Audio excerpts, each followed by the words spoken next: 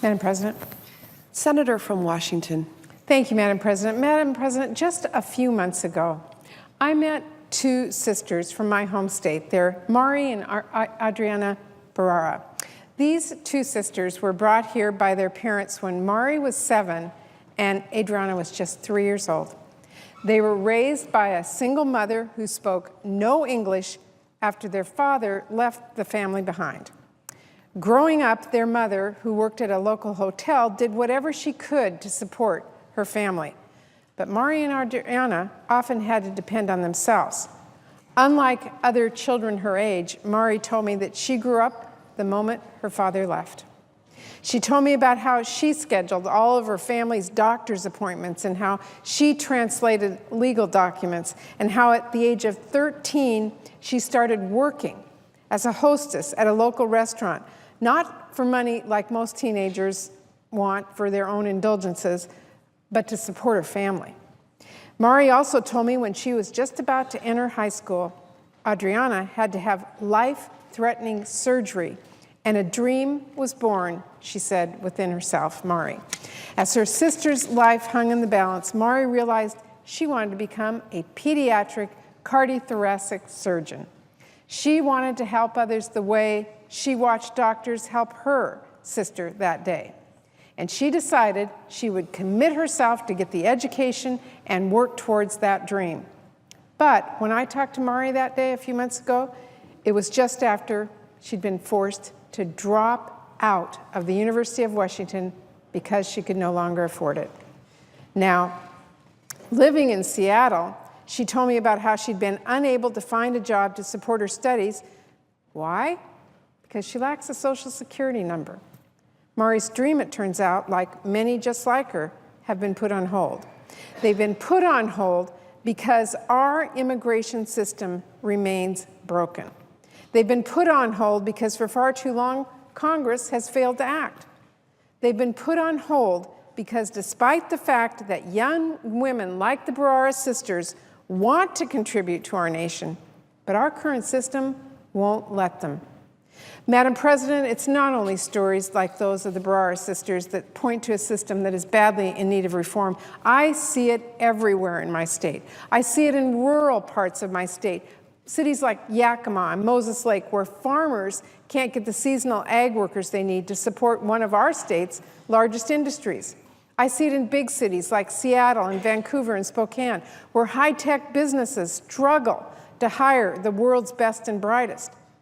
I see it in neighborhoods throughout my state where families have been ripped apart by a system that forces them to choose between legal immigration and long-term separation from the people they love. I see it along our northern border in Washington state, where the need to secure a long, porous border must be balanced with a smart enforcement policies that don't use intimidation and fear as a weapon. And I see it in my state's LGBT community, a community that badly lacks fairness and equality under today's broken system. But Madam President, these aren't problems that cannot be fixed. And although previous reform efforts have fallen short, this Senate is not incapable of this task, especially now. And that's because today, because of the changing demographics of our nation, because of a growing political voice of a new generation of Americans, and because of the energy, determination, and hard work of immigration advocates in my home state and across the nation, we are at an historic moment of opportunity. For the first time in the history of this debate, there is broad, bipartisan agreement that this system must be fixed and that a bipartisan solution is within reach. Madam President, no one in this country needs to be reminded that it's a rarity here when senators from different parties and from very different states come together to agree on common solutions to a big issue. So it is truly remarkable that over the course of the past year, the bipartisan so-called Gang of Eight has worked to craft this bill that is now before the Senate. The bill that we are considering is focused on 4 bipartisan pillars that have drawn consensus support from members of Congress and the American people. First of all, this bill includes a path to citizenship so that with a lot of hard work, many of the immigrants that are living in this country that are dreaming of citizenship can achieve that goal over time. Secondly, the bill provides employers certainty in a system that has often left them without any answers. Third, this bill will help continue the progress we have made in securing our borders by focusing on the most serious security threats and by utilizing new technology. Finally, this bill helps to reform our legal immigration system so that it meets the needs of our families and our nation going forward. These are all important steps, but this bill is only the beginning of a full, fair, and open public debate over reforming immigration in this country. And while it will be tempting to get caught up in the specifics of one amendment or policy in this debate, we can't forget about the larger questions this bill addresses. Because at its heart, this is a bill that touches nearly every aspect of American life, from our economy to our security, from our classrooms to our workplace. It's about what type of country we want to be, what we stand for, what type of future we all want to build. These are the questions that I have actually posed in meetings with advocates and businesses and leaders in meetings all over my state, both in recent weeks and going back many years. Those conversations have stirred a lot of passion, brought new facts to light, and helped me bring the voices of countless advocates to this debate today. They've also helped me to arrive at the core issues that I believe are essential to repairing our broken immigration system, the issues that I will fight for as we debate in the weeks to come. Madam President, sitting and talking about the aspiring Americans this bill will affect has made clear that protecting families must be a central priority in comprehensive immigration reform. You know, immigration reform isn't just about a person's status.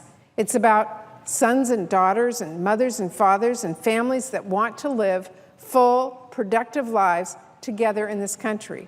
We know that when workers have their families nearby, they are more likely to be satisfied with their job. They are healthier, they work harder, and they contribute to our economy.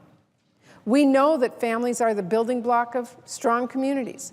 Yet under today's broken system, family-based immigration has been pitted against employment-based immigration, and far too often immigrant families are being forced to choose between the country they love and the ones they love. I firmly believe it is in our long-term national interest to change this approach. For immigration reform to best meet our national ideals, we have to keep our focus on keeping our families together, reducing these backlogs, giving women immigrants access to green cards, and reuniting immigrants with their families. Immigration reform must also include a pathway to citizenship for the 11 million undocumented immigrants that are residing in this country. Many of our undocumented immigrants have lived in this country for more than a decade. They are our neighbors, they're our friends, they're our colleagues. They go to church with us, they pay their taxes, they follow our laws. But our current system creates a permanent underclass of people that are caught between the law and earning a living.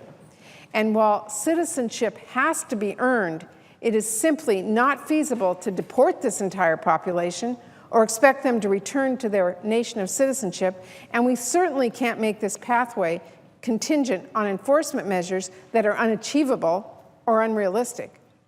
I believe the bill before us lays the foundation for a pathway to citizenship that will bring aspiring Americans out from the shadows. Immigration reform must also meet the needs of our changing economy. This need is perhaps best on display in my home state, where the diversity of our economy creates diverse immigration needs. Washington is home to some of our nation's largest high-tech, aerospace, and composite manufacturing firms. These are businesses that demand a robust employment-based visa system that attracts the best and brightest from across the world. However, just across the Cascade Mountains lie miles and miles of fertile farmland and orchards that demand a flexible and pragmatic agricultural worker program. I plan to support changes that help meet both of those needs while also working to invest in job opportunities for American workers through the STEM investments that are provided in this bill. Madam President, we also need a smart and humane system of securing our nation's borders, including my state's many land border crossings. But we must balance the necessity of securing our borders and enforcing our laws with the importance of treating everyone with dignity and respect. And that includes ensuring access to due process in our immigration hearings, restrictions on the use of unnecessary restraints on pregnant women, the use of less costly alternatives to detention whenever possible, and humane conditions and strict oversight and reporting requirements at our detention centers. Our strategy for enforcement and border security should focus on keeping Americans safe, fighting violent crime, reducing smuggling, and stopping terrorists. And we should always be doing it in a way that upholds our commitment to civil liberties and the rights of every American.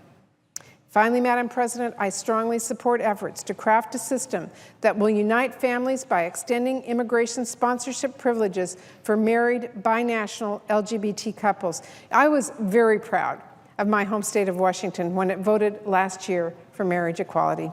However, my heart breaks because each time a binational LGBT married Washingtonian is split apart because their marriage is not recognized by the federal government, it's just not right. The Defense of Marriage Act has long barred equal immigration sponsorship privileges for married, binational LGBT couples. And while I'm hopeful that the Supreme Court will strike down the Defense of Marriage Act, we should also move decisively, I believe, to include these provisions in this bill. Now, these are certainly not the only priorities I will be fighting for in the coming days. In fact, I am hoping to introduce some amendments that will help open new doors to education for our dreamers and that will expand investment in our STEM education. But I also know we will see amendments that will attempt to weaken and defeat this bill altogether. Because as we saw in the exhaustive and inclusive committee process, there are those here who are simply bent on standing in the way of a bill that Americans want and our economy needs. Those who will say or do anything to defeat this bill. But, Madam President, I'm confident this is a new day for immigration reform. I'm confident of that because more Americans than ever before see the benefits of a modern immigration system that is coupled with the investments that help our families succeed.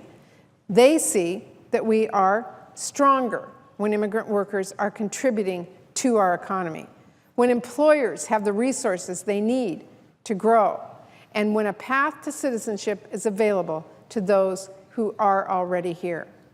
You know, too often in this debate, it's difficult for some people to understand that the millions of undocumented families in our country are already an important part of our communities.